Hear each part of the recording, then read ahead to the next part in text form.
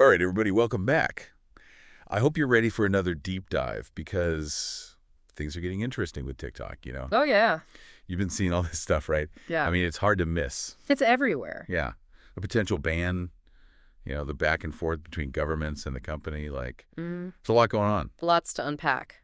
Yeah. So today we're looking at a piece from the Straits Times called Will TikTok's Big Gamble Pay Off?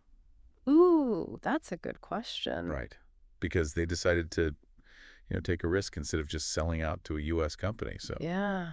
let's see what's going on there. What do you think? I mean, Well, right off the bat, yeah. I was surprised that Biden's leaving office without, enforcing that ban he put in place back in 24. Really? Yeah. I Yeah. mean, back then everybody was worried about security and data and all that stuff going to China. Yeah, I remember that. It felt like a ban was a done deal. Like it was just going to happen. Yeah. And then But what changed? I mean, the article even calls it this astonishing about turn. I know, right? It's a pretty big shift. Huge. Yeah. Well, if you think about it historically, Okay. we've seen these fears about foreign tech companies before, Right. but actually banning them is pretty rare. That's true. And the U.S. government probably realized that a ban could hurt them too. Oh, economically, right. Exactly. Yeah, not just TikTok, but American companies and, People like us.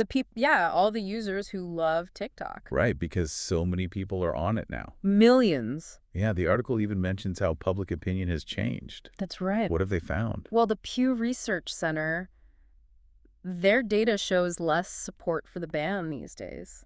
Oh, really? Yeah, like 60% of Americans use TikTok regularly. So That's a lot of voters. it is a lot of voters. So Oh. it seems like maybe people aren't as scared of the data stuff anymore. You think TikTok's done something to, I think so. Yeah, they've taken steps like that U.S. data center, and they're being more open about how they handle data. Oh, that's good. Yeah, they even said Oracle could look at their algorithms. Wow. So they're really trying to be transparent.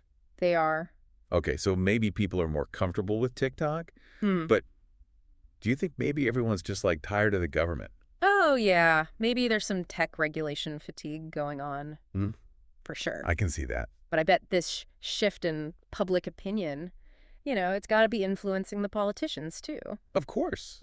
Yeah, they're paying attention to what people want, Right. especially voters. Exactly. And when you combine that with the whole economic side of things, Yeah, I bet a ban just doesn't make sense anymore. politically. Politically, yeah. That's really interesting. So it sounds like TikTok took a big gamble, and maybe it's working out for them. Maybe. Yeah, but It's not over though. it's not over. Yeah. This is just one chapter, right? Exactly. They're still going to be under scrutiny, Yeah.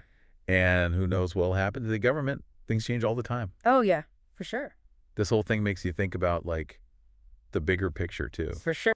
How much power does a government have to control these global companies? Right. And where do users fit into all this? Yeah, are we just stuck in the middle? Kind of. It's complicated. Very. So let's put it back on our listeners. Yeah. What do you think? Put yourself in TikTok's shoes. Okay. Should they be celebrating, or are they just, buying some time? Mm-hmm. What would you do next? This is a deep dive that definitely gives us a lot to think about. Absolutely. So keep those wheels turning, and we'll catch you next time. See ya.